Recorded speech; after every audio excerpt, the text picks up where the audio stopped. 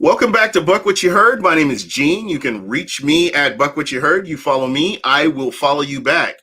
If I'm not following you, please give me a shot. Let me know, and I will make sure to get that all fixed for you. The Bucs are 5-2. Who saw that coming? Hey, by a show of hands. Let me put my hand down because I sure didn't see that.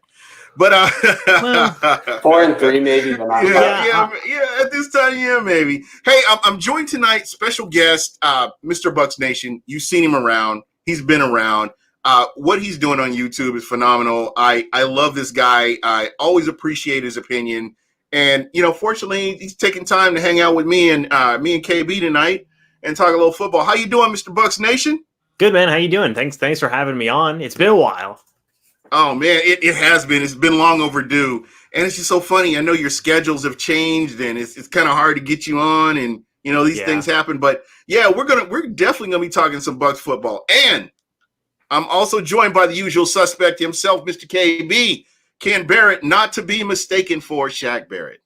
Well, how you doing, man? Back there in a couple of weeks, so I need him to come back. Hey, man, he's getting those pressures. Let me say this here. I'm going to put this out here because I know a lot of you Twitter listeners need to hear this.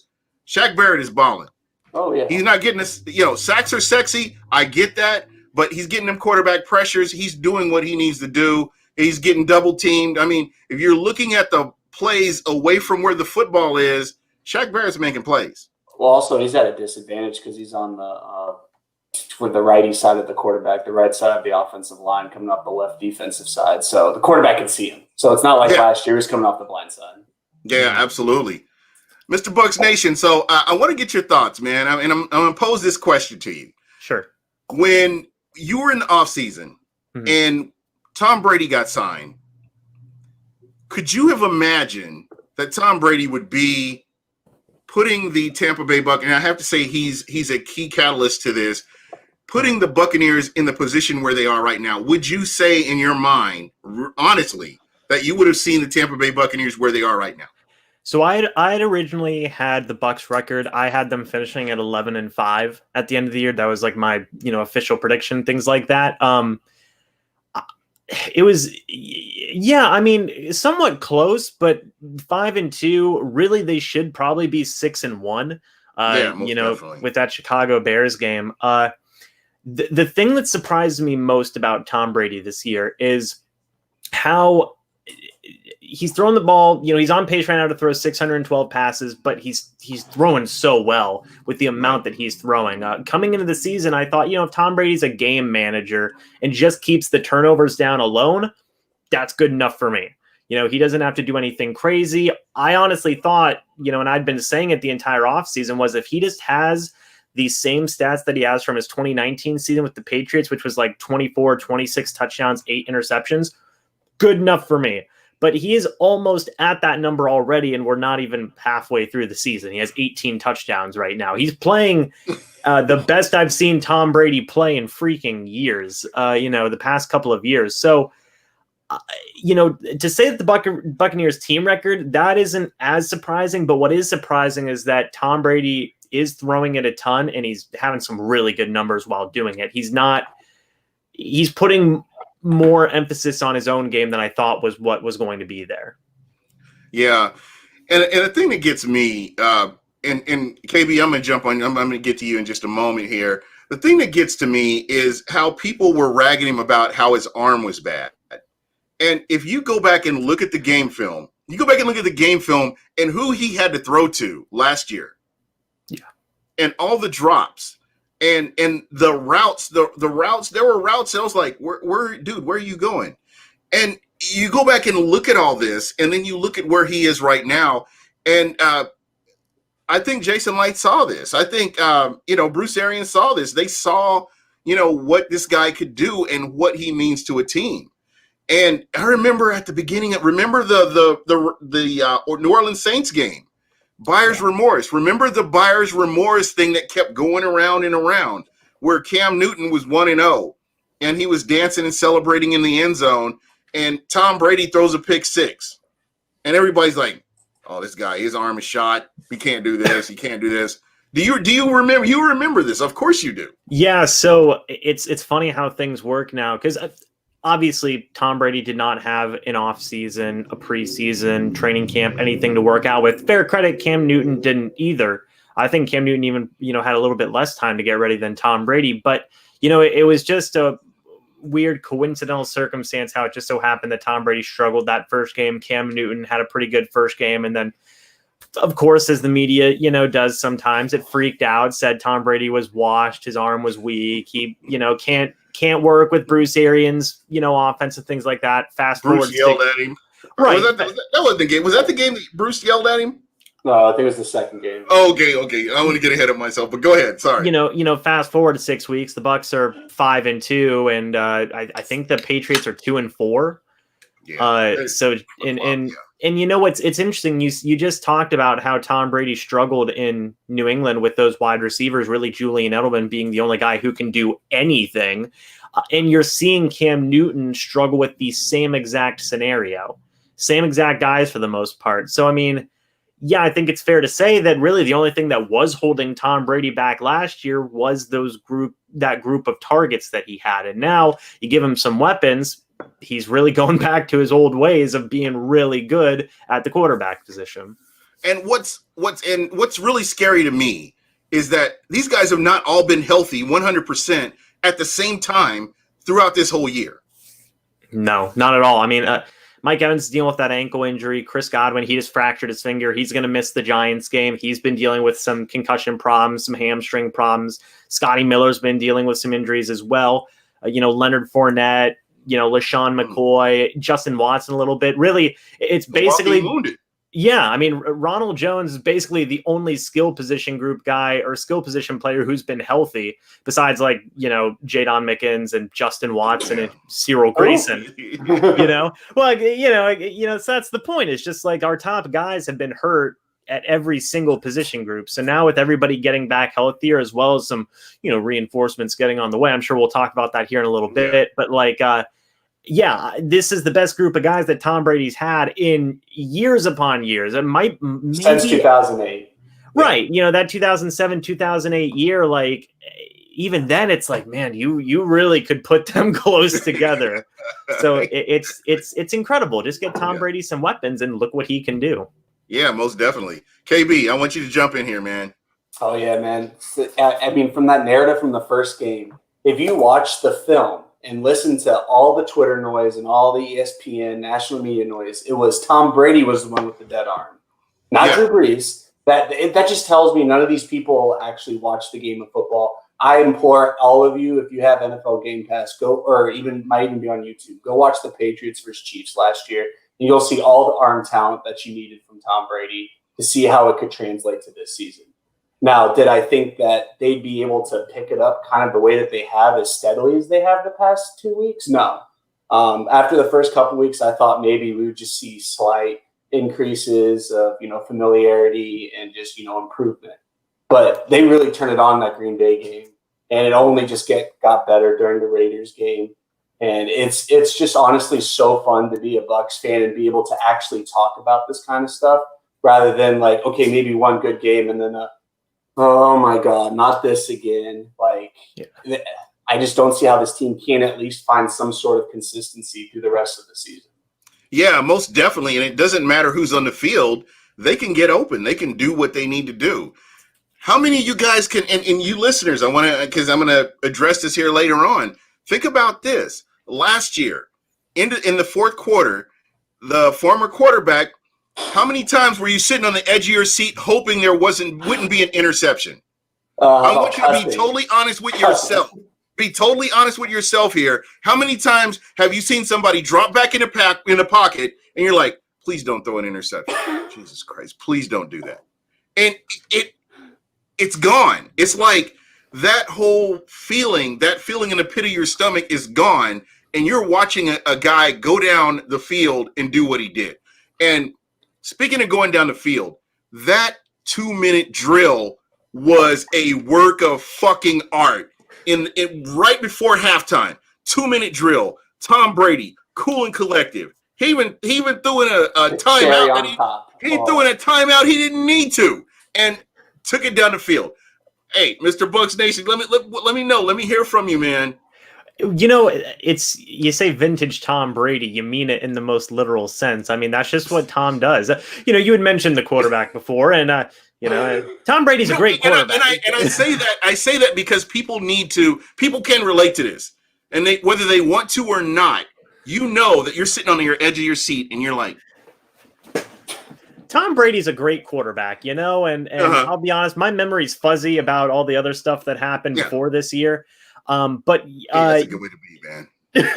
You know, I love the diplomacy there. I get that. It's a strong army out there supporting our left. Anyway, you know, so yeah, Tom Brady with that 2-minute drill, man. It was just exactly what you expect from a guy of Tom Brady's caliber. The greatest quarterback of all time goes out there and just does it exact. You can't organize that or write that any better way. He did exactly what he needed to do when he needed to do it. Even had an extra timeout in hand. Nothing matters for Tom. He really doesn't care. And I think the biggest thing that we're seeing now these past couple of games, Ken, you mentioned it, is the cherry on top with it was the touchdown to Gronk, right? No, it was Scotty Miller. It was the deep touchdown to Scotty Miller.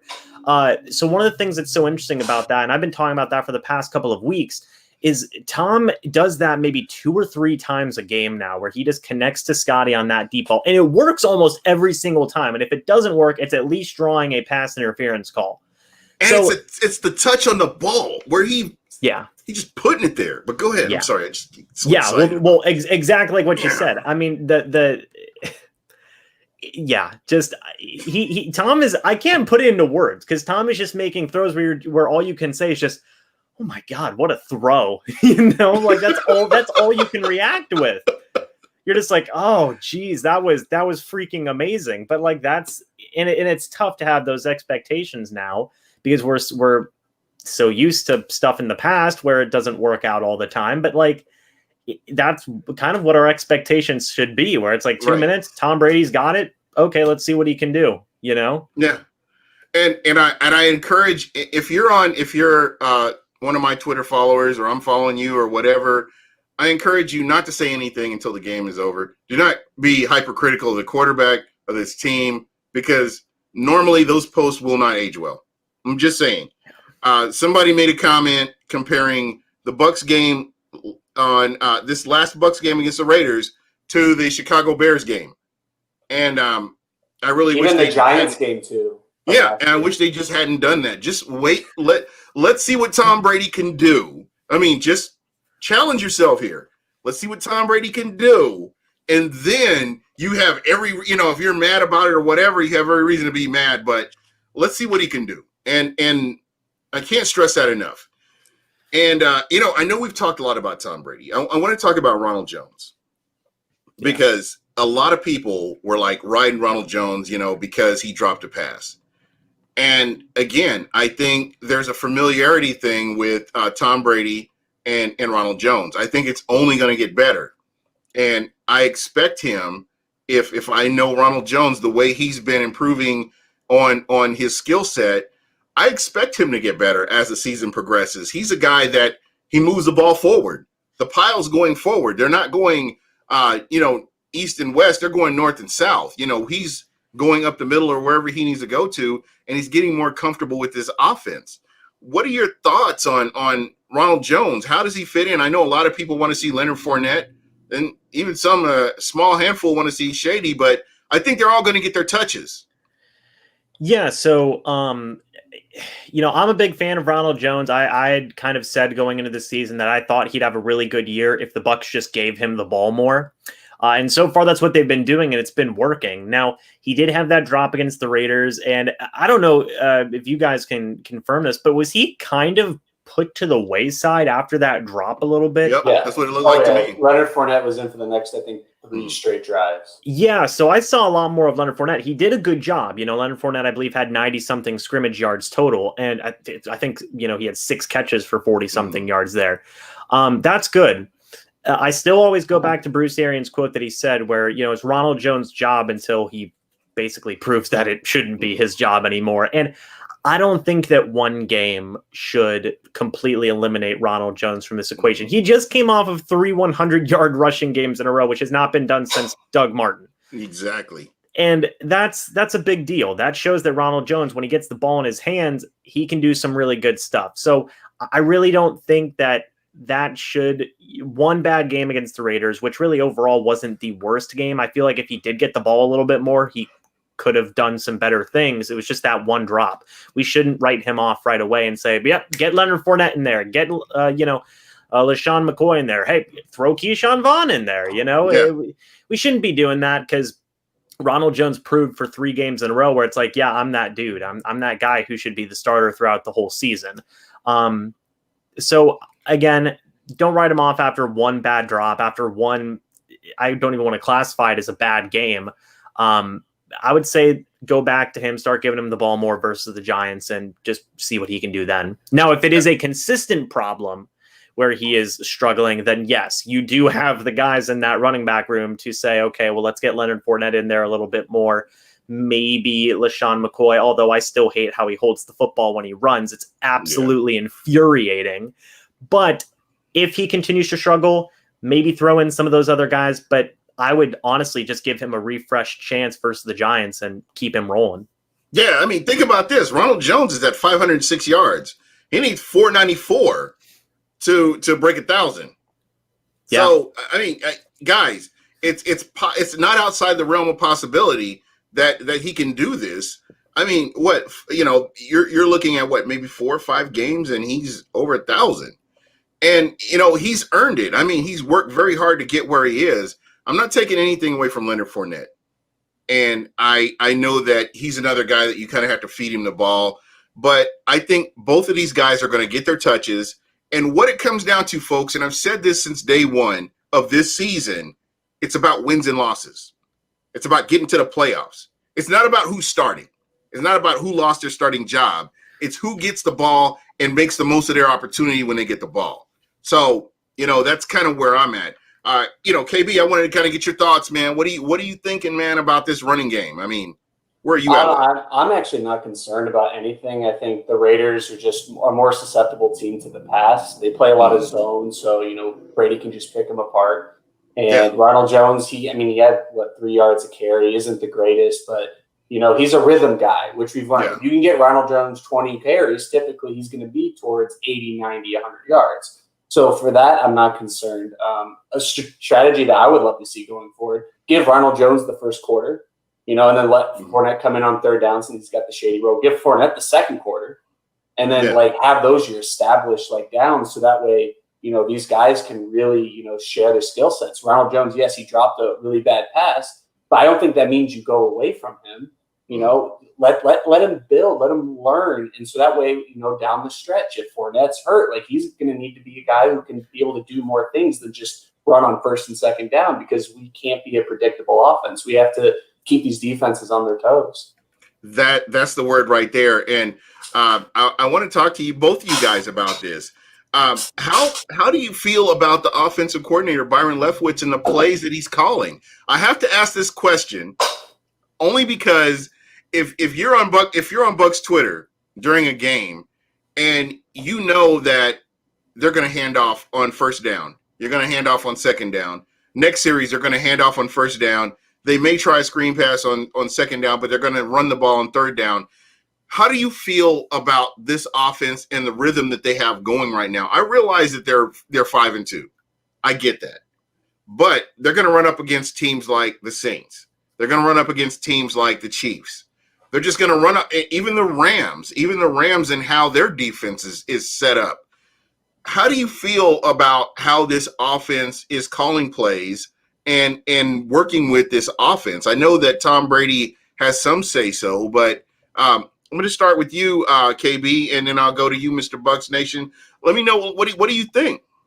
So I've been one of the harsher minds on Byron Leftwich this whole season, and the more I just sit back and just watch film and think about it, I think he just doesn't understand flow. And by flow, I mean the flow of the game. There's just no rhyme or reason. There's not this play leads to this play, which leads to this play, which leads to this play. There's just no constant, building upon what you've done. It's okay. We're going to do this mindset here, this mindset here, this mindset here. And overall, that's why you see those clunky, either starts of the game, clunky, beginning of the second quarter, clunky coming out of halftime. Exactly. There's no rhythm. And I mean, that's just, hopefully it comes with time. I mean, he's had a full year and a half now.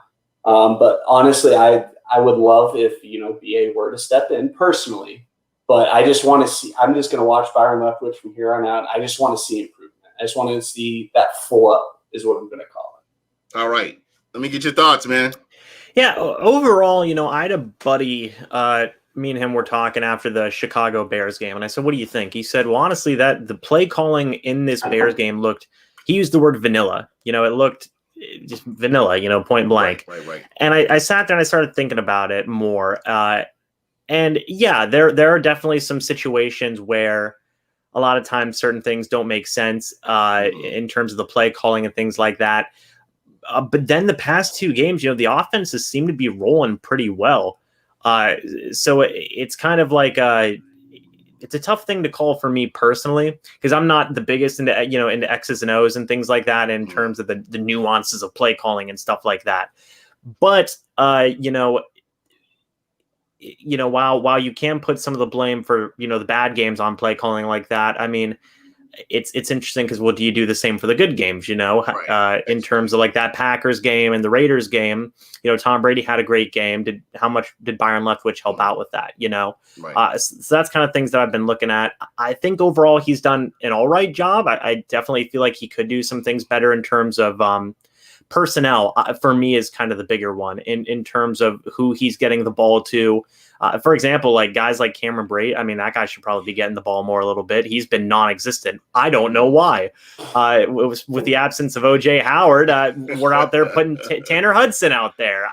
I don't know. And Tanner Hudson's a fine tight end. Nothing against Tanner Hudson. But you have a guy like Cameron Brate who literally it just seems like a no-brainer. Just, okay, slot him right into BucWhatYaHeard. Start getting him the ball. Well, they're paying him too. So you think he'd be able to, the roles are established. Guys, and I'm going to ask you this, and I have to kind of play devil's advocate here. With Rob Gronkowski getting into football shape, and I don't care what anybody says, he was not in football shape, but look at what he's able to do right now.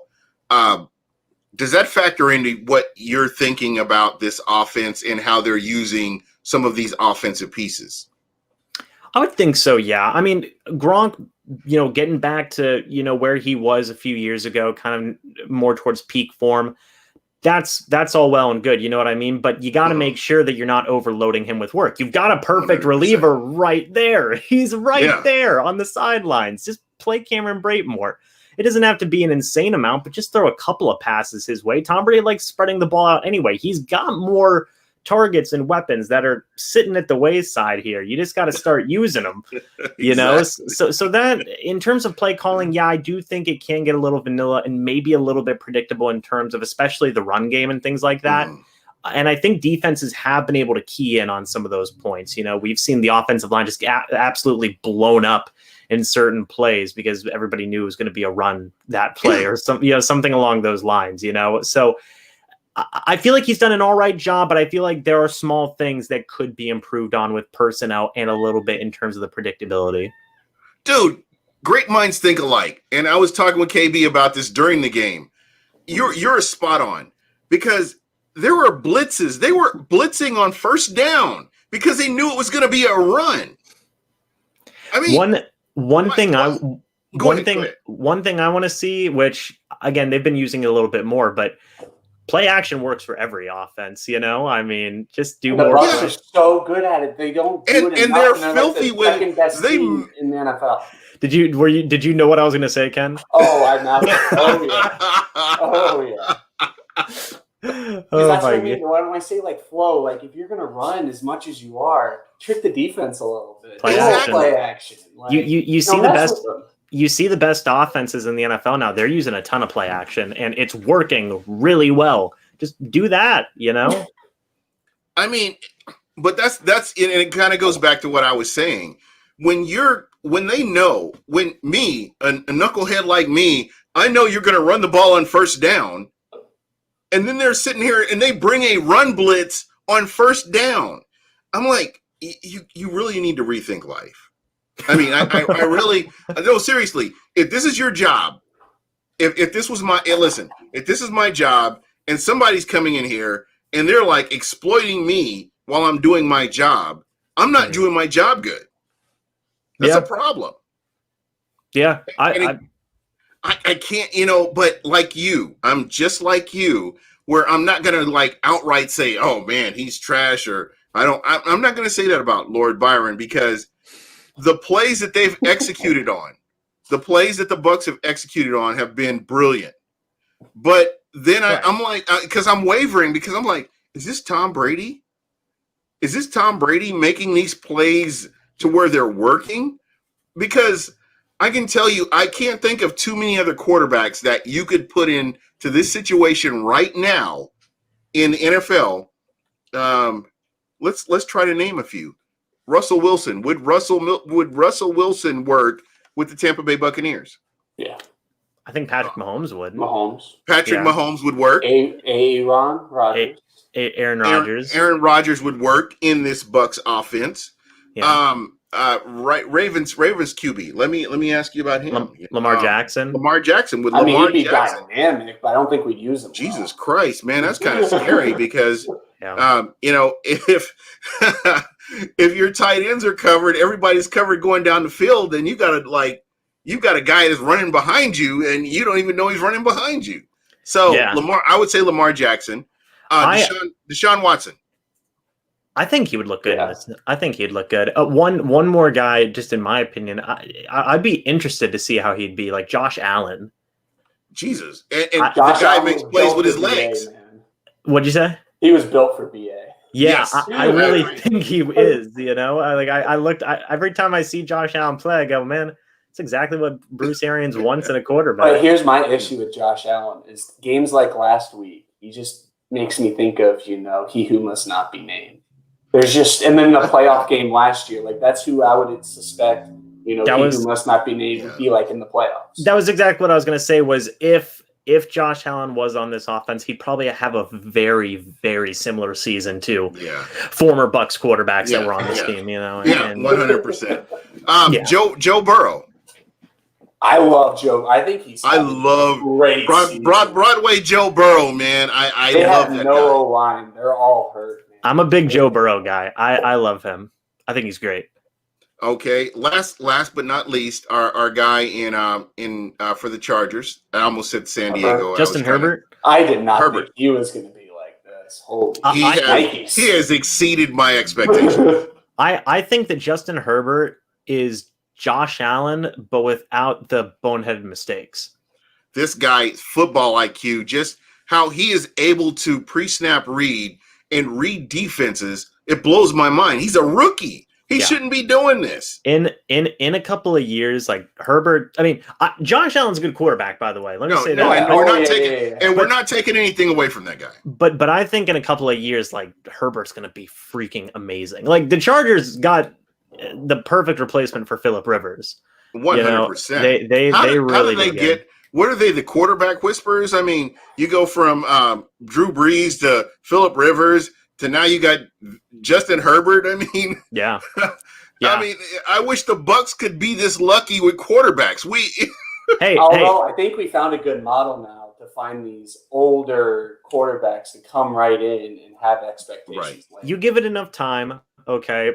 Tom Brady and Bruce are going to retire. Byron Leftwich or Todd Bowles is going to be the head coach. We're going to get Aaron Rodgers from the Green Bay Packers. Yes, I knew I liked you, James. Somehow, James, and I have to ask you this. You're saying, and I'm sorry, I'm getting you on video here. This is your belief that Joe Cool is going to come down to Tampa and get out of the frozen tundra and lead us to bigger and better things. Well, I wouldn't say on record, No, I'm sorry. Let me rephrase that.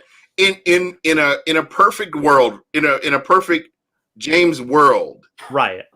In a perfect world, right? You see Joe Cool coming to Tampa and working with the offense that I mean, when you look at the offensive line, Right. I love this offensive line minus Donovan Smith, and Mhm. you can't change my mind. There's no way you're going to ever change my mind. Just some of the plays that I've seen this guy make, and trust me, he's got the physical tools to be a good offensive lineman, and that's as far as I'm going to go with it, because I hate the word potential. Right. And I believe that, you know, if you're in the league for over 3 years, let's say 4 years, if you're in the league for 4 years, you've pretty much shown everyone who you are. And very rarely do you see a player who's been in the league for a substantial amount of time change who they are, except for maybe Alex Smith. Right. Yeah, exactly. So I mean, just this year, I like to think that I'm a pretty patient guy, Yeah. you know, with a lot of things, but like my patience is running very thin with Donovan Smith, and now even in videos, and I try not to do this, I really do, but even in videos, I just go, you can't help yourself. With Donovan Smith, don't it's help not, yourself. You know, with Donovan Smith, it's not that he sucks, but like I don't expect him to be great from a week to week basis, and that's just the way it is. You know, that's just my thoughts on him. And I'm going to say this: he's got the physical tools, but there are plays where he's just like the lights are on and nobody's home.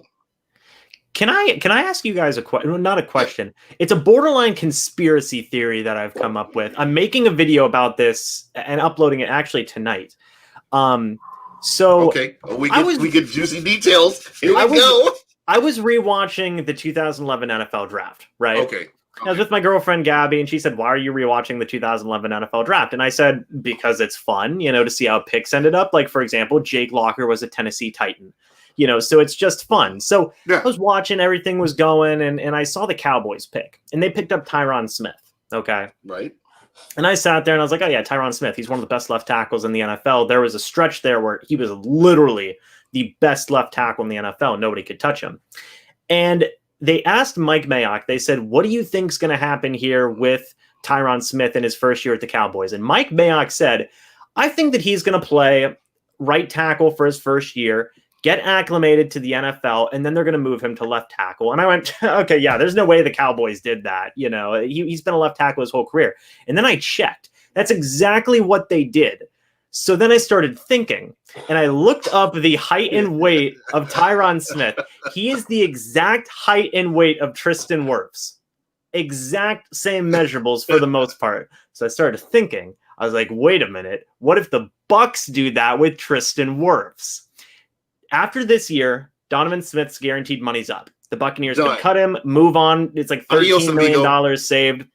You can get rid of him. You can take that money to re-sign a Levante David, a Chris Godwin. Right. And Donovan Smith. You know.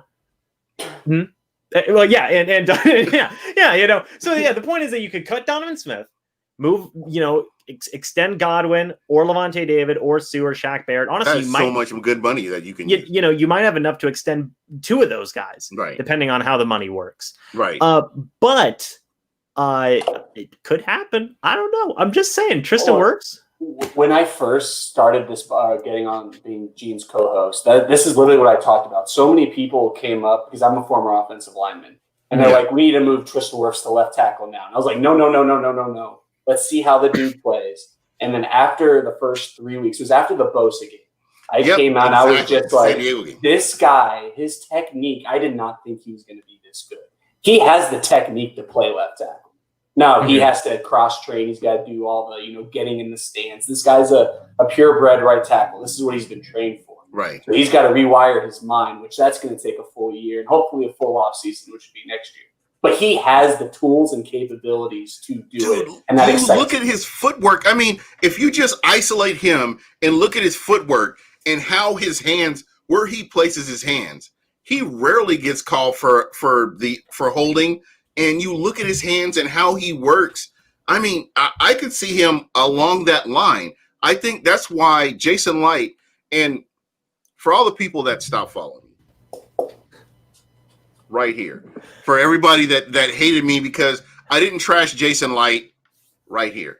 And I'm going to tell you right now, what Jason Light has done is he gets guys that are versatile. He gets these guys that can go out there and they can play this position or they can play over here. Antoine Winfield Jr., I promise you, he could play anywhere on that secondary. He could and be successful. Guys like Ali Marpet. We've seen what Ali Marpet has done with that idiot Dirk Cutter playing experiment here. Let me experiment here. Let's move the offensive lineman around here. Which is the worst thing you can do. Do you remember the year he played center? Like I forget about that. That felt like a fever dream. And he was solid at center. Yeah. But he was a Pro Bowl caliber left guard or right guard at that time. Yeah, and left. But no, he was a right guard, and because right guards are gold. That's always my rule of thumb. If you get a solid right guards are they're gold because it's hard to get guys that can do what they do. And just again, when I'm looking at this team, I really feel like this is a squad. This offensive line with Tristan Wirfs, you can move him over. And I guess what I'm going to come back to you guys with is this question here on that offensive line when you're talking about it. What is the easiest position to replace? And KB, I'm going to start with you. When you're talking about along that offensive line, I know center is tough. We've got Ryan Jensen at center. Alex Kappa is doing what he does, and I love that guy. He's on my Christmas list, by the way. Just saying. Mm-hmm. I love that guy and what he's doing, Alex Kappa. I have to come back to what position along that offensive line is easy to replace where you can bring somebody in and they can do what they do. I hate to be that guy. I know you just said the right guard's your favorite, but to me it's right guard. Because typically your power side's your right side, so your right tackle is your big guy. Your right guard is usually on a power down block the majority of the time when you run. So the left guard's the one who has to be more athletic to pull, which is why I was happy Ali was moved to the left side personally. Right. But, all of the offensive line to me is equally as important. The left tackle probably taking the majority of, the value. But I think in the modern NFL, both tackles to me are just the most important. Like, right. You got to have two of them. You can't just have one great left tackle and a shitty right tackle. They both got to be good. And along, to that point, and I'm going to come back to you, KB, real quick. When we look at Smith, when we look at Donovan Smith and what he's doing, this guy on run blocking, he's incredible. No, when he pulls, okay, hear me out. If Donovan Smith was a guard, I think he would be a quality offensive lineman in the NFL. When he pulls, he destroys people. I want to see this man pull more. And if he even stayed next year as a guard, I honestly wouldn't be terribly upset. All right. Hey, I know, Mr. Bucs Nation, James, you got to go here in a few minutes. Guys, again, thank you so much for coming on. We're going to do something that I do with everybody that comes on here. It's called the hot seat. And one minute. No. Yes, way, my friend. Yes, way. Okay. All right. So what we've got here, we've got 10 questions. Can I just say Ken's too excited about this? No, because everyone's so scared of it, but then everyone does so well. The questions are so easy, man. You cannot mess this up. You're going to do great. You are going to do great. So, here's how it works. I've got 10 questions. You get 1 minute to answer these questions. All 10? And you get 10. All 10. You got this, man. Okay. So what I'm going to do is I'm going to ask you the first question. Then I'll start the timer, okay? You got it. Let's go. All right. Seattle Seahawks, contenders or pretenders? Oh, contenders, 100%. New Orleans Saints, contenders or pretenders? I would say slightly more into the contender category, although they're probably about as much in that gray area. All right. Chicago Bears are in the Super Bowl hunt. Buy or sell?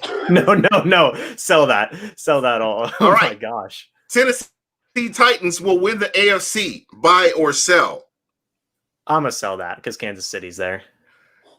Levante David and Devin White, best linebacker duo in the NFL. Buy or sell? I'd buy that, yeah. Who would you rather have, Tom Brady or Bill Belichick?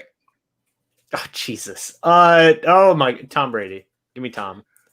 Jason Light or Mickey Loomis? Who would you rather have? What?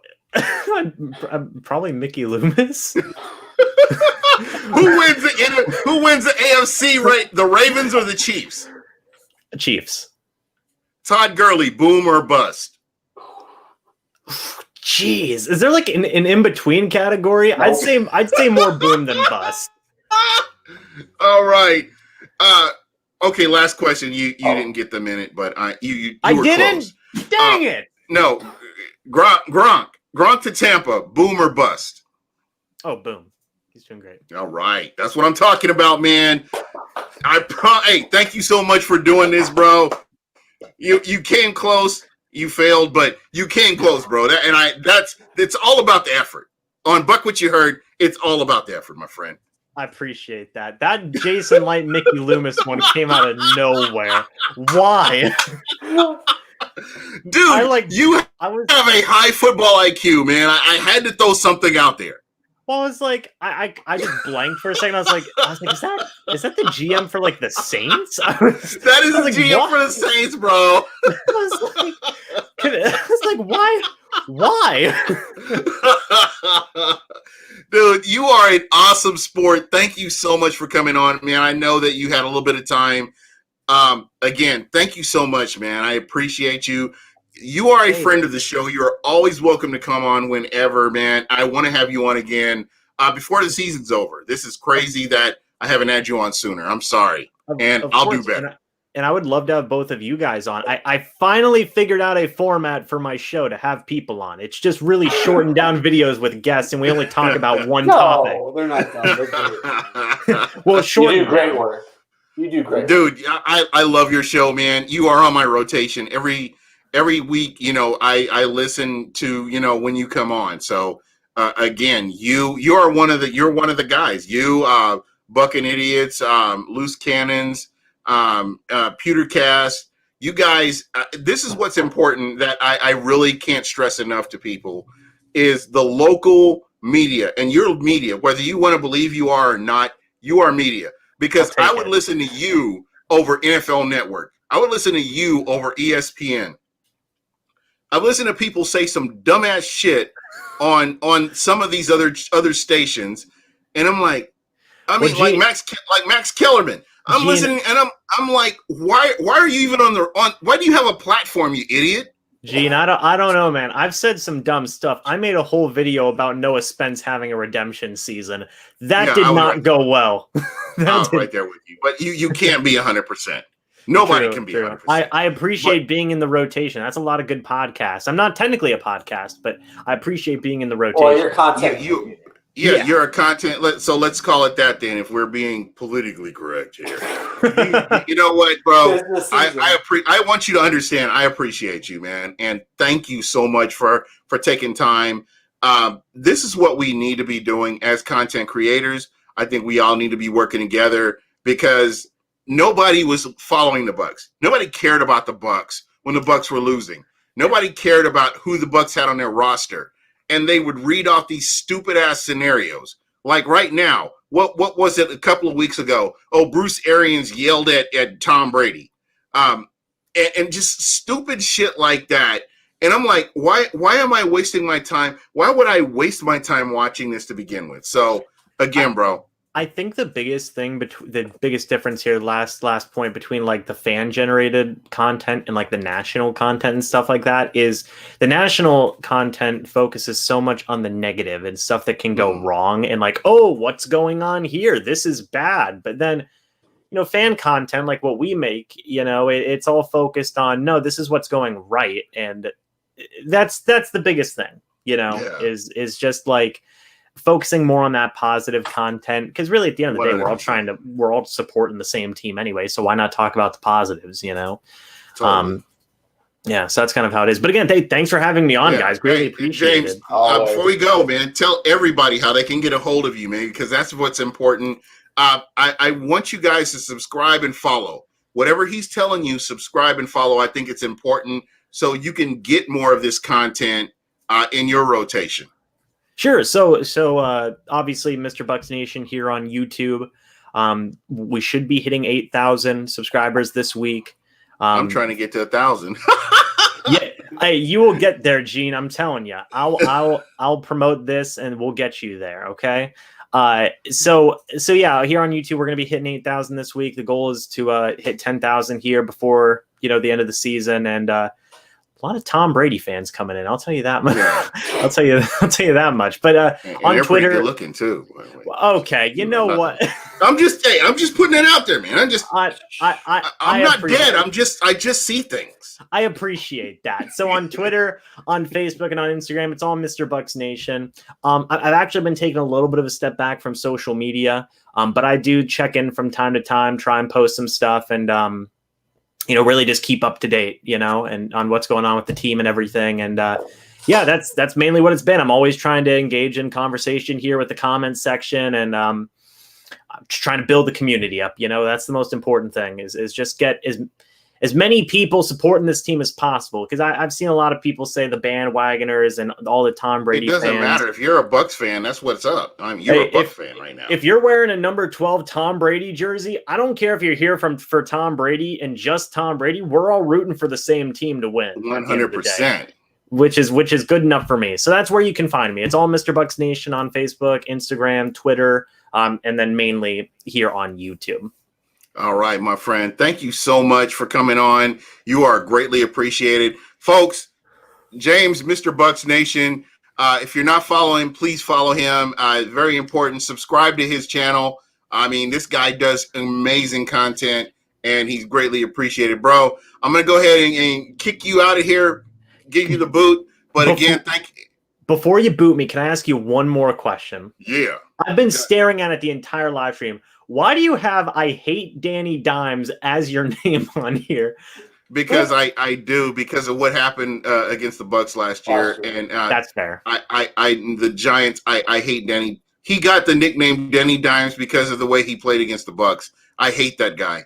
And I want him to fail. I want him to what did Al Davis say? He must go down, and he must go down hard.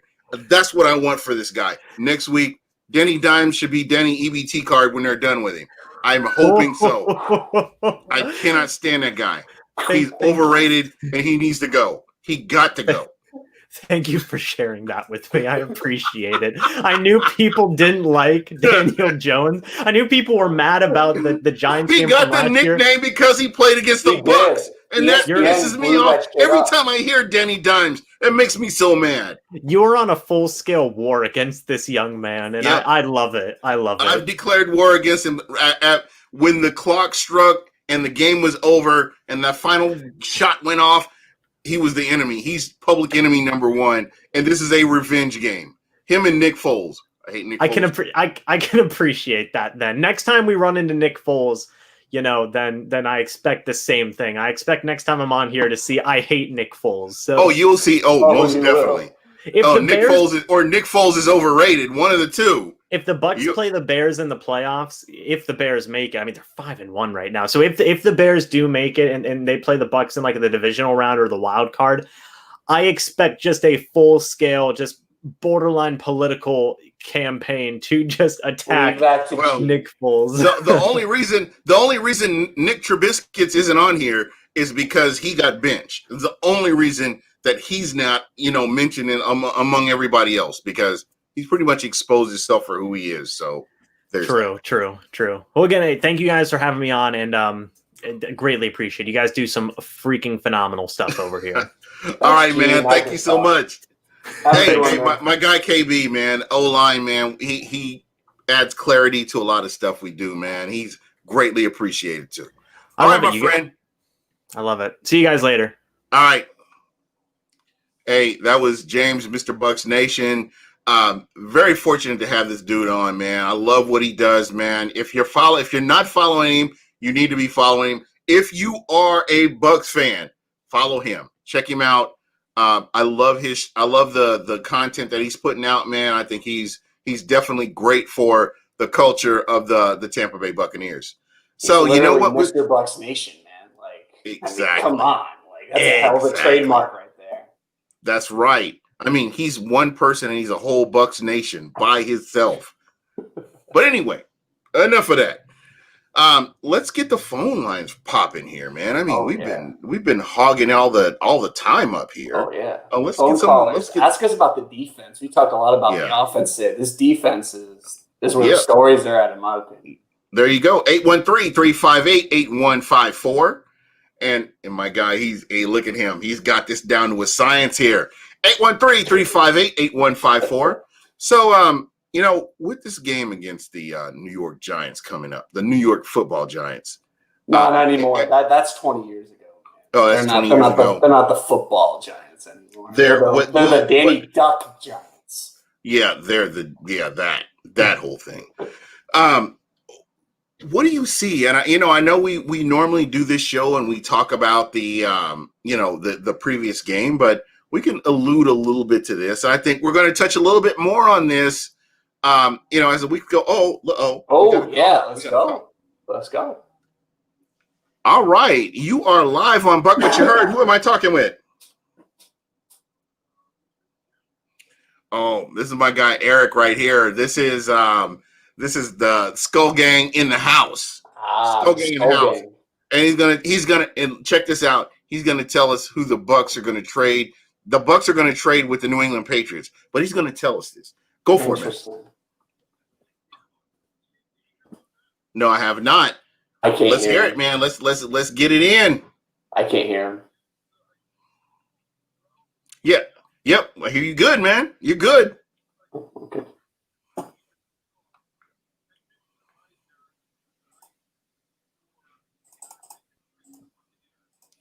What is this trade? What does this trade consist of?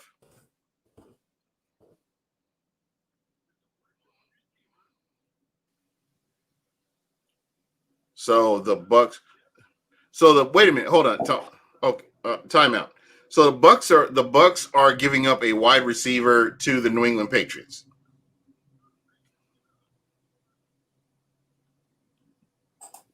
Okay, I'm kind of who, and so let me ask you this. Just real quick, because I know that, and you got all the facts here, and I know this because you have only been wrong once all year. So I have to ask you this: who is this receiver that we're talking about?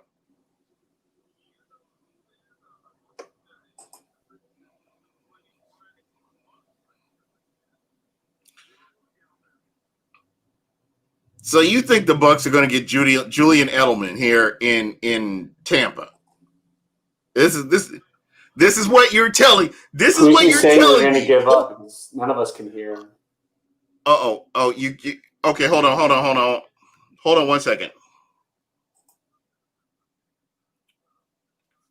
Okay, hold on 1 second. It sounds like nobody can. Let me see if I can fix this. Hold on, real quick. So basically, can you guys hear me? You guys can hear me. Yes. Hear you. Okay. So what he's saying is that possibly New England is shipping Julian Edelman to Tampa, allegedly. For who or for what? But for I'm trying to figure that out.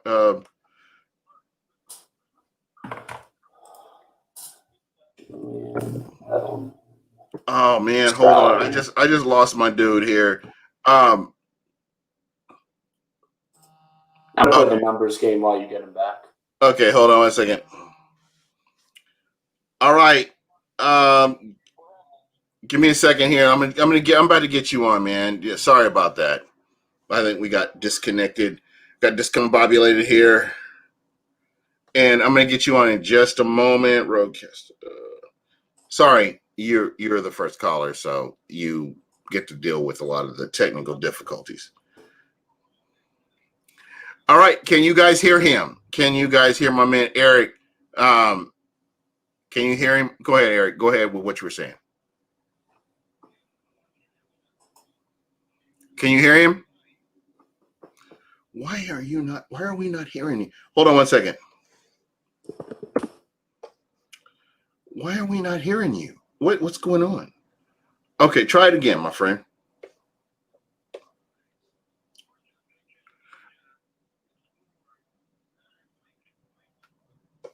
Okay.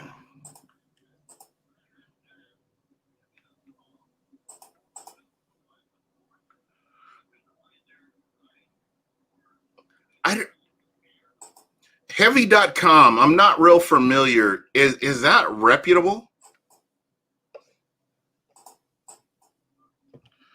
Yep, I'm talking. No, I'm talking to you, bro.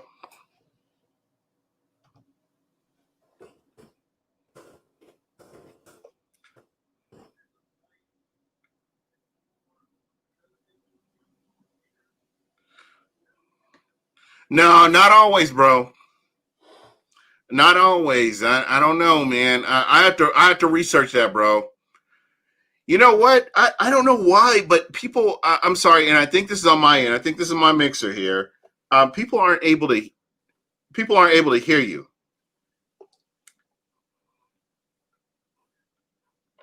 Oh! It's a suggestion. Oh, okay, okay. Being that a suggestion that it couldn't potentially happen, or there's not insiders or something like that. I don't know, man. I'm actually looking at the numbers right now. It's actually pretty interesting when he's off. Let me talk about it. Oh, so what? So, and I'm sorry, guys. Yeah, give me 1 second, Eric. Give me 1 second. I don't know what's wrong with the audio here. Why you guys can't hear Eric? That is crazy.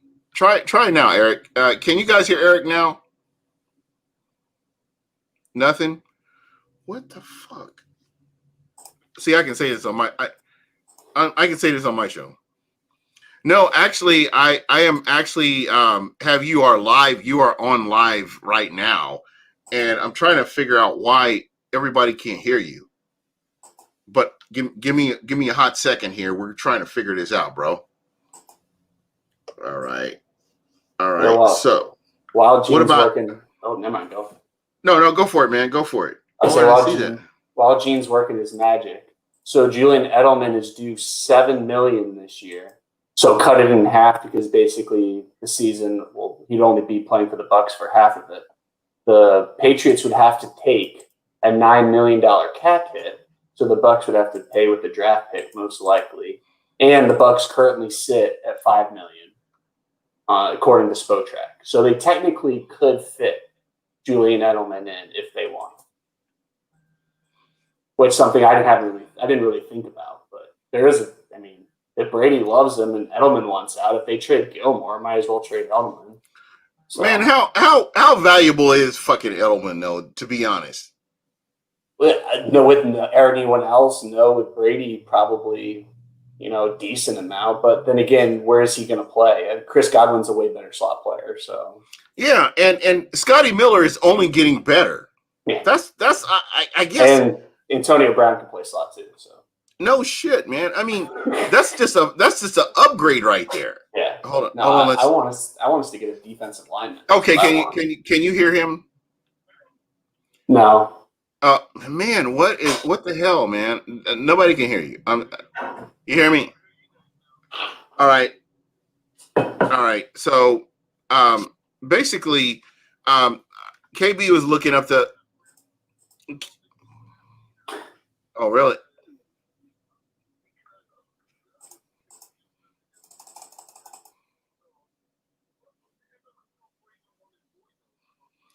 Well, it's more about wanting your boy. It's about winning and getting in a playoffs. I mean, nah, I don't see Edelman coming here. I think there's too much money involved with what he's owed. I would be shocked if the Bucs brought him. And I know you've been spot on with a lot of your picks, with the exception of one. But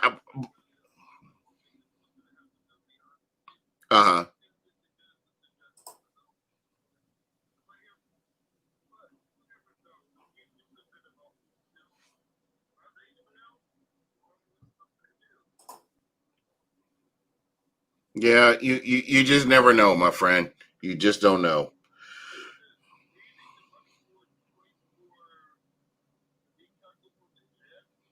Oh, the D tackle from the Jets. What's his name? Quentin Williams. Quentin Williams. I don't see that happening. No.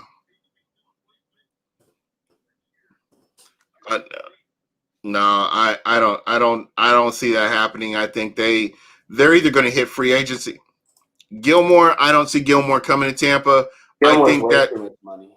That's number one, way too much money considering what the cap is for Tampa. Wait a minute. You're telling me you would give a first round pick for this guy? For Gilmore? I hope you're not my general manager. because I would protest at $1 if you were the general manager, you're talking about giving a first-round pick for Gilmore.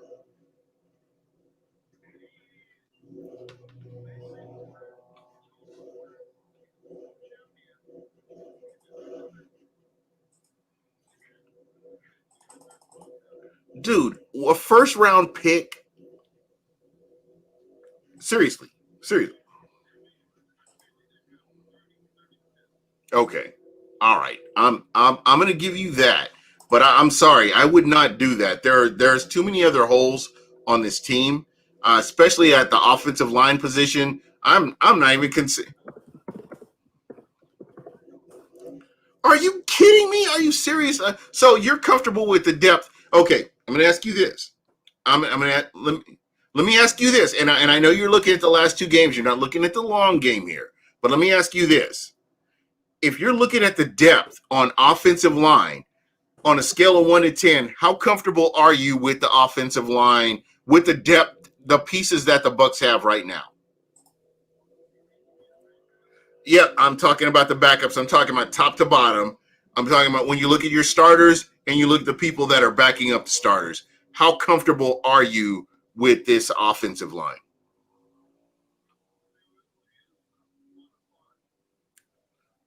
A 5 out of 10.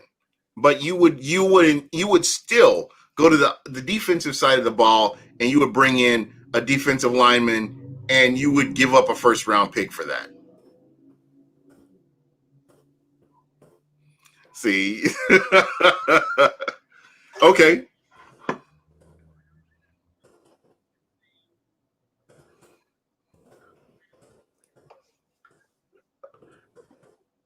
Bro, I don't know what's happening here.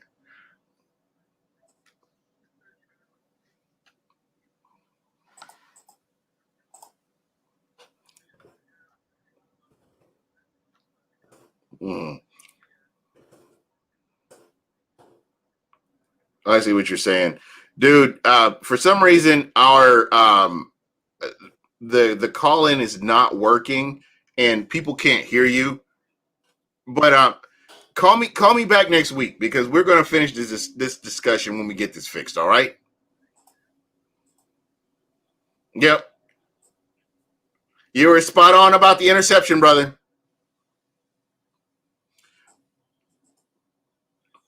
Yeah.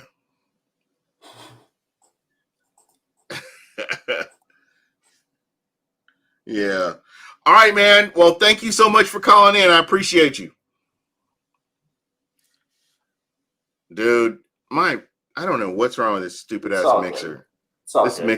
This mixer is pissing me off, man, because now people can't hear or whatever. But anyway, I'll get all this fixed. I swear next week I'll have this off. Here, Gene, I want to run this by you. So I put this in the chat. I just want to just get your broad opinions. Okay, so I'm looking right now. The Bucs currently have $5 million in cap space. This is what these players would cost for the rest of this season alone. Julian Edelman, $3.5 million. No. Gilmore, $7.8 million. No. Quinnen Williams, $3.9 million. And we wouldn't have to pay all of his upfront money because the Jets already paid him because he's a draft pick. It's like the whole Josh Rosen thing when he got traded to the Dolphins. That could actually work. Well, my only thing about Quinnen is it would solve the Sue problem for next year in terms of money. How old is he right now? Sue, like 32. No. I'm talking about Quinnen. Quinnen is, because 22. Now, dude, that could work. Yeah, because you could turn around and set up a long-term contract with this man. Well, yeah, and I mean he's covered for at least the 5th year, guarantee. But the Bucs are under basically a 2-3 year window, so it kind of covers it. That's why Quinnen to me is the most intriguing. Gilmore would be like, holy shit, like no one can fucking throw shit against us. Like that would be cool, but that's still a lot of money, and he's probably a first. Quinnen's probably a first. But like Quinnen's also cheaper and more controlled and younger, so it's pick your poison if you want to do it. But I'm out on Edelman. I don't want anything. And we're talking about free agency. I want to talk about, and I wanted to talk to you about Antonio Brown, because I know a lot of people, when I broke the story, I didn't say I broke it. Thank you, Keith Larson, for telling me about it, and we talked about it. But Friday we talked about Antonio Brown coming to Tampa, and the one thing that I will say I heard more than anything else, he's a cancer in the locker room. Why are you getting him? You've got all this talent. Blah blah blah. Bloggity bloggity bloggity. Blah blah blah. I'm going to say this. Look at Chris Godwin. You look at Chris Godwin's health right now. You look at Chris Godwin's availability right now. Right now. You look at Chris Godwin's availability. And if that doesn't help you, I need you to go back to last year. The last 4 games of the season. I need you to go back and look at those games and see what your wide receiver room looked like and what that availability was at that time. Rashad Perriman was your fucking starter in some of those games. Number one, not even just starter. He was the number one. He was your number one fucking wide receiver in some of those games last year. You can say whatever you want about Perriman. I think Jameis made him. Jameis is the reason why he got 100%. So, Perriman need to give some of his check to Jameis. Yeah. 100%. True story.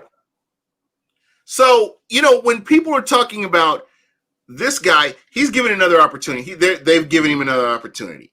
The NFL said, okay, you've served your time. You're welcome back into the league. Okay? So at that point, he's done. He's served his time. He's done what he needed to do. Let's see what he can do. Okay? You've got a guy who he can stretch the field. I don't give a damn what you say about him. And unless his skills have deteriorated that much from last year, I'm going to say this is a smart move to bring in Antonio Brown, a willing, not a guy that you picked up from another team. He's willing to come to Tampa to play with Tom Brady. What are your thoughts on that? To start off, I'm going to read Jake Arians' statement after the news broke. Jake Arians, massive injury insurance policy, plays all 3 wide receiver positions, returns kick, knows head coach and offensive coordinator and QB, already knows the majority of the offense, didn't break the bank, which to me is the best part. He gets no incentives unless the Bucs make the playoffs. Have you ever even heard of a contract about that?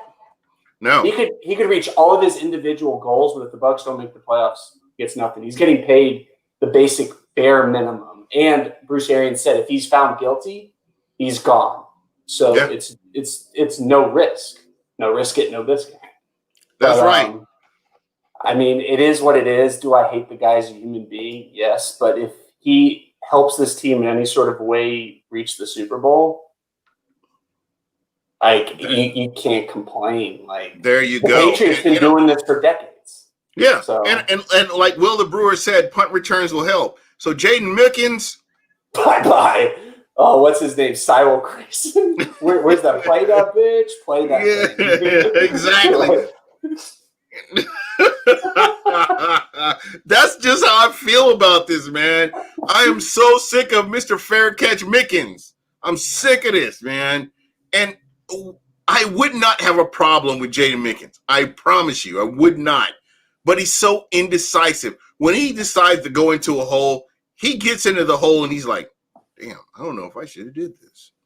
Well, he dances. He's like Charles Sims on punt returns. Yes. Takeoffs, he's a little bit better. Remember LeGarrette Blount when LeGarrette Blount was young and wasn't sure what he wanted to do when he would hit a hole and he would tippy toe and tap dance and break dance and do the moonwalk and all this other stuff and then finally decide to hit the hole or whatever he did. That's what that reminds me of. But no, when I watch Jaden Mickens, he gets the catch and he hesitates and the wheels are turning. Do I want to hit this hole or do I want to hit the sideline or do I want to go up the middle? What do I want to do? He hasn't 100% decided this is what the fuck I'm going to do. I'm going this way. So I don't know. It just kind of depends. So I want to ask you, I know that you will not be able to be on tomorrow with Bucs Report. I will have a special guest co-host. I don't even know who it is. Oh, who you do? Oh, who? Princess Nikki. Oh, she's coming. The original, the OG, Princess Nikki, who was my original. She was my original co-host when BucWhatYaHeard first started back in the day. Way. Woo. But anyway, I'll give it a listen after my little shindig that I have to attend. There you go, man. And don't be stupid. Don't drink and drive. Just remember that. Oh, I don't. I'm just saying. Okay. I call it H2O. I might as well be the water boy. That's right, my friend. That's right. And you know what? I'll drink enough for both of us. So don't worry. You're good. That's the plan. That's why we're the teammates, man. That's right. That is right. So, what are your thoughts on this? Because I know I probably won't get to talk to you. I mean, outside of right now where we are.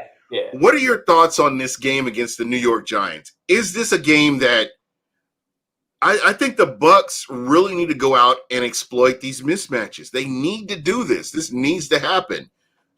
And I do not see a reason why the Bucs cannot win this game handily. Yeah, no, see, I mean, just looking over what they've done this season, they lost to the Steelers by 10, the Bears by 4, the 49ers, big blowout there, but the Rams by 8, the Cowboys by 3, the Redskins by 1, the Eagles by 1. These are they'll keep it close. I don't see another. But you look at the close games, and those are all NFC East teams. Oh, actually, now that I think about that, holy shit, I'm about to take back everything I just said. I didn't put that together. That's right. And no. with the NFC East. Oh no.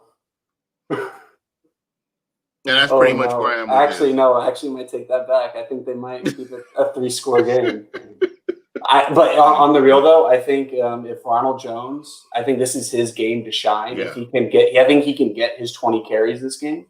If he runs well, gets over 100, we control the clock.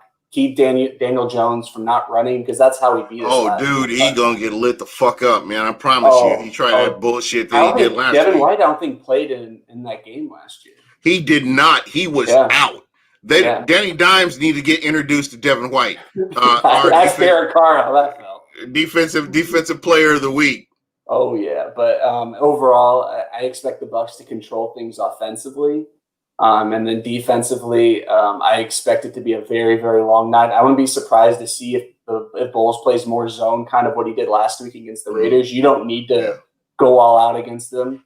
So, the one guy who I'd look out for the Giants, he hasn't had a good season, but Evan Ingram obviously killed us last year. Yeah. So if they get him going, that concerns me. But overall, I think this is your statement game. And I really believe that the game that we saw last year, the Tampa Bay Buccaneers were still transitioning with Todd Bowles to where people were comfortable in that Todd Bowles defense. I think you're looking at night and day based on what the Giants faced last year as to what they're going to face this year. Absolutely, and that's why I think the Bucs will handle this game. I thought it was going to be a little bit closer until you pointed out that NFC East inside joke that I missed on. But and again, and guys, just so you know, if you're wanting to watch this game, the Dallas Cowboys and the Philadelphia Eagles is getting flexed to C-SPAN. Wait, I thought you said it was going to be Nickelodeon. No, it's going to be C-SPAN. I'm thinking that. I suggest everyone, which I normally don't recommend for your Sundays, to go to bed early. Get ready for the Bucs game Monday. Get your work done. And if you have insomnia, just go ahead and watch that Eagles Cowboys game. That will cure all your shit right there. Promise. Drink some beer while you watch that thing. Exactly. How the hell did they not flex that game out and put Steelers Ravens? Dude, I would have flexed the hell out of that game to Information Discovery or the National Geographic Channel or something. But they could have done it 2 or 3 weeks ago. They didn't have to wait till this week. Like both teams were. Well, you know what? They still at that point. Bro, they still have time. They can flex the hell out of this game. No, they can't. Now with COVID, they can't flex it like they used to. You know what? Maybe they could give this game. Well, I shouldn't say that.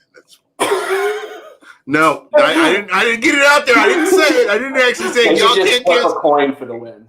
That's right. Don't cancel me because I'm just. It is what it is. But anyway, dude, this has been fun. Thank you so much. Hey, my guy right here, KB, the offensive lineman. You got an insight. I want to ask you a real quick question before we jump off of here, man. Let's do it. When you're because somebody brought up the point that I've never actually drawn up a game plan. So when you're looking at as an offensive lineman, when you're looking at the game plan, how does that work? How does that work for you? Or how, when you were playing, how did that work? Did you have your offensive line coach get with you? This is the game plan we've drawn out. Here, let's look at this game film and decide how you're going to attack this defensive line. How does that work for you? Or how did that work for you? Yeah, I'll just shout out all of my coaches that I've had in my life. A lot of NFL concepts have really trickled down all the way through the college and even the high school level at this point. That's right, baby. So what happens is you have your entire playbook that you install during the preseason. Then each week, basically, you have your base formations that your coach is going to show you against these different looks. This is the formations we're going to try to be in, and these are the plays that we're trying to call for that particular week. So you kind of have a rough idea, and then kind of who you're going to go against, because for the most part, as everyone hears, it's a chess match. So, obviously things change during the game, but when into the game, 90% of the plays that are going to be called. So that's always nice. But, I think people overrate that quality, because for the most part, when it comes to Sunday or Saturday or Friday, no matter where you play, it's all those mental repetitions, and then all of a sudden you just got to do it. So I'm going to real quick. I'm going to jump in here real quick for you. Yeah. When you're doing all this, and I know you look at game film, because I'm sure they have you looking at some game film. Are you looking for plays, or are you looking for what specifically do you look for when you look at game film and you're breaking down game film against the defensive line you're going to face? Are you looking for certain habits that certain players have? How you place your feet, where you're going to be, where your hands are? What do you look for to make you successful? Yeah, instead of habits, I would call them traits. So, is this guy That's the big, word right small? There. Is he fast? Is he, is he someone who's a bull rusher? Is he a guy who has multiple moves? Is he a finesse? Is he a finesse rusher? Yeah, for the most part, depending on, what conference you're in, SEC, you're going to face against, guys who can do all 5 things that you can possibly go against. But for the most part, you can find, what that person does well and prepare for that, and then know what you're better than him at. So if it's a smaller, 220-pound defensive end, well, that you can probably power run game against him. Mm-hmm. And that, you can take him one-on-one. You don't have to rely on the help. You can even talk to the tight end pre-game and be like, hey, man, you get to your linebacker. I got this guy. Or if he's a bigger guy, dude, just stay on the double team. Help me leverage him. And then one of us will just get off.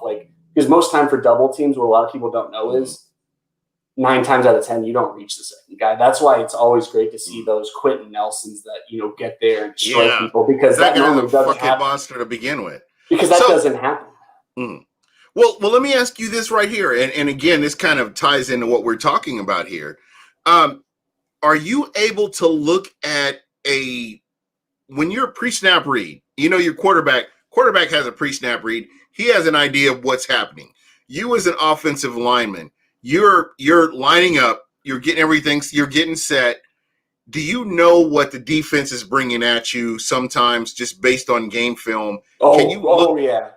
Especially, I've never faced a Todd Bowles, but 9 times out of 10, yes. But against the Todd Bowles, I'd be scared shitless personally. So the majority of what you face was a 4-3. No, a lot of colleges transition to a lot of 3-4 because you can get a lot of athletes. Yeah. So you just you could disguise more blitzes with a 3-4 than you can with a 4-3. A 4-3 is basically a 4-3. Yeah. No, I was just kind of wondering how, mentally when you're lining up and everybody's coming to the line and you're getting ready to snap the ball and you're getting ready to make this play, you're looking at you can look at the defense and see what they could potentially bring in at you. Oh yeah. That is awesome, man. Those are the kind of things that, as listeners, we need to understand that there's so much. This is a fucking chess game that you're playing against the defensive line on the, as an offensive lineman. And so I understand for you, and this is why I respect your opinion when I hear these kind of things, is because like when you look at players like Donovan Smith has the physical tools, but we don't see the actions behind the physical tools to make him a consistent offensive lineman that can protect the quarterback. Am I correct in that right there? Yes, it's like he forgets the basic rules. The first thing I was taught as an offensive lineman is to not get beat inside. That is the worst possible thing you can do. Oh, he gets beat like a brick. And he falls for so many, upfield, and then swing moves over him. And it's just like, dude, like you're a professional athlete and you're just forgetting the basic rules, because if he goes around you, your quarterback, think of it as an angles game. As an offensive lineman, you're setting back at an angle to them, so the quarterback's in that big U. So right. That's your pocket. That's your pocket. Basically, that's your pocket right there. Yeah. So if he goes around you, in fact, it's actually good, because that's why Drew Brees and all these quarterbacks that aren't mobile, if they have guards who can hold the point of attack and the ends go, keep wide and go around, you can still throw because you don't have to drop back, you don't have to maneuver. So like Donovan Smith, he's got to know that Tom Brady's in there. Don't get beat inside. Let's just run the dude away.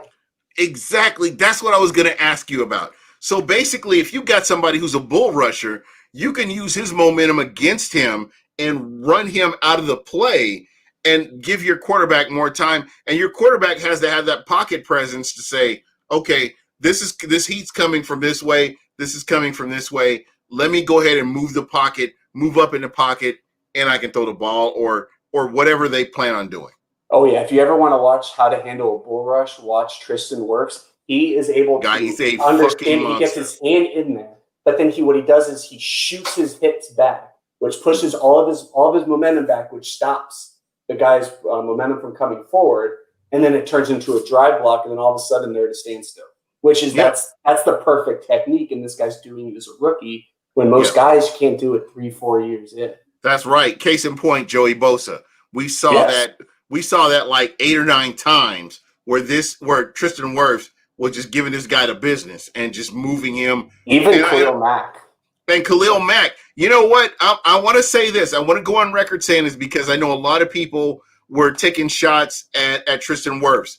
Tristan Wirfs, throughout the majority of the game, handled Khalil Mack. Handled him. And you don't take my word for it. Go back and watch the film if you don't believe me. He handled him. But because, like I said, Khalil Mack is a once-in-a-decade player. He's not like somebody you're going to draft next week. No. He's not somebody you're going to draft every 2 years. He's a once-in-a-fucking-decade player. This is a guy who, that's his job. John Gruden, you're a fucking idiot. I still go back. I'm going to go back and say that. They paid their car over him. John Gruden is a fucking idiot. You let your ego get in the way, jackass. This guy should have been playing for the Raiders. You could have built your whole defense around Khalil Mack in Las Vegas. But what's the one thing they're missing? Pass rush. That's right. And you know why? Because they sent him to Chicago. They sent his ass to Chicago. So do you even know who they took for their first round pick that they earned? There's 2 first round picks that they got for him. Do you even know? Like no one knows. Like the cornerback. I don't think so. I think they cut. I think whoever it was, I think he's selling beer in row 34 or something like that. I don't even think. Oh, really interesting question. Shout out to Adam Bomb 418 from Periscope. Oh. Do you keep Wirfs at right tackle next year and don't mess with the success or moving the left tackle? I want to get your final thoughts on that, because what we've seen from him is he has the potential to play on either side. So if you are using your head coach hat, get your head coach hat on right now, how are you using Tristan Wirfs in 2021? 1 week after the Super Bowl, I am sending Harold Goodwin to his house or his apartment, wherever he lives, and we're going to practice doing everything left-handed and with your left foot back. We're just going to work on wall sits. We're just going to, do everything you can to get comfortable in a left-handed stance, because he has the tools to do it. It's just he's got to get his mind ready to get all of those repetitions that he hasn't gotten in his career to do it. And I think he can do it. Yeah. So I went I wouldn't bank on it. So I'm gonna and real quick, I want to ask you: have you ever moved from one side of the line to the other side of the line, and successfully moved from one side of the line to the other side? It took me a full year to transition. Yes, basically my only year I played high school football. I played on both sides, but I was so uncomfortable on the left-hand side that I played in a right-handed stance on the left side and basically just did everything half-ass backwards. But in college, when I came in, they told me that when I signed, basically train everything you can left-handed and left-footed and doing everything you possibly could to strengthen all of those muscles in your muscle memory. And it took me about 7-8 months. But I came in and I was, as a freshman, only played 1 year of high school football, and I was the backup left tackle. So it is possible. Oh, yeah. It is possible to go in, and what we've seen from Tristan Wirfs. I mean, that was a valuable first round pick, and this is not a Vernon Hargreaves kind of pick. This is an actual valuable pick, and this is a man that's going to be successful along that line wherever he's at. So I'm going to ask you again, with Donovan Smith, you can walk away from this guy in 2021. You can walk away from him. Bye, Felicia. You know what I'm saying? You could be like that with this guy.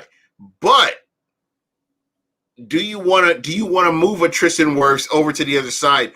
Where is he, in your opinion, where is Tristan Wirfs the most valuable on this Bucs line? Like I said, I mean, either of the tackles to me are just as valuable, but I think it's way harder to find a left tackle. So if he can do it, great. However, I think it's going to be way easier to find a right tackle at the end of the first round in free agency. And heck, even Alex Kappa could technically play right guard or right tackle, and they could find him right guard, which to me would be the easiest move you could possibly do. That's a lot of rotation. So have you taken the time to look at Alex Kappa's footwork and where his hands, how he uses his hands? Have you had a chance to look at him? Oh yeah, no, he's strong. He just misses sometimes. I mean, he's a young guy. Not everyone's Tristan Wirfs, so he's a third or fourth round guy from 2 years ago. He's learning. He's getting better each year, and he played with a broken arm. And that's the thing, is market improvement. And that's what we want from the Tampa Bay Buccaneers, is market improvement. I'm happy with him. We don't hear his name a lot, but at the end of the day, what he's doing right now for this team is valuable. So here's another guy that can possibly be shifted around and used and made to be better. So again, KB, thank you so much. You have really added a lot of insight to Buck What You Heard. You are greatly appreciated, man. Tell everybody how they can get a hold of you, and I really hope that you stick with this here, man. You are greatly appreciated. Dude, I have no plans on going anywhere, and you can find me on Twitter at Bucs_Barrett. And yeah, that's mainly where you can find me tweeting Bucs stuff. In fact, the first time ever, I was tweeting during the game. I just really want to talk about this real quick. I was tweeting during the game how everyone needs to calm down. Can you imagine a world where you can actually not be scared or furious in a fourth quarter? Listen, I can't stress this enough, man. I want people to stop giving hot takes during the beginning of the game. The first, second, third quarter of a game, stop giving hot takes. Stop it. Just stop doing it. Fourth quarter, Everyone thinks you should win 100-0. No, Todd Bowles, to me, when I was talking about flow earlier, Todd Bowles, to me, called a perfect game. Yes, he gave up 24 points, but that's also because the game didn't dictate you to have to stop them every single play, because the offense was, 100%, for the most part, in control too. So, there was one little scare there at the end of the third quarter, but then, obviously, the floodgates open. So that's right. Yeah, so, again, folks, everybody, I don't care if you're a new fan, old fan, medium fan, or whatever fan, fanatic, whatever you are, let's enjoy this game. Hey, let's enjoy this season. Everybody, let's come together. Let's enjoy the season. If you're just following Buck What You Heard for the first time, hit that subscribe button. I'm trying to get to 1,000. I'm going to do some special things. We're so close. So close. I wouldn't say so close, but we're kind of close. You're getting there. We're getting there. Yeah. I mean, again, this is going to be an exciting season. There's so much more that I can do with you guys because of these jackasses at YouTube. I want to be able to do more for the listeners. I want to be able to go live at a Bucs game. I want to be able to do so much for you guys, and it helps with your help. So if you hit that subscribe button, Dean, everyone, support him. He's a great guy doing great work. Keep supporting him. Follow him on Twitter. Follow him here, and let's grow this thing. Yeah, let's grow it, man. Let's grow it like weeds. Levon Carson, we might shout out the Giants this week. I want Denny Dimes to give up his stupid ass nickname and go back to being Daniel whatever. I accidentally got drafted in the first round guy or whatever the hell you want to call that guy. I don't think he would have gotten drafted in the first round had it not been for the Giants. Personally. Yeah. Personally, the Giants can't get out of their way.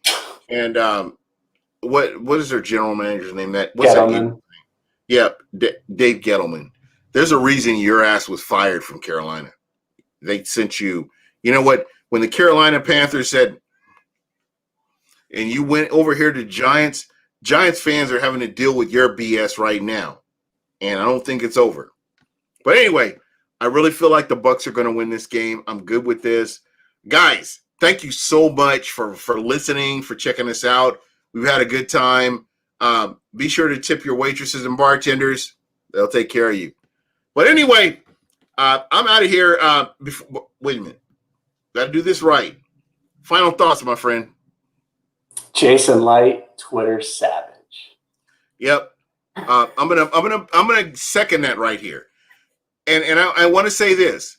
There are like there are five people that I personally know that stopped listening to Buck What You Heard because I would not go in on Jason Light.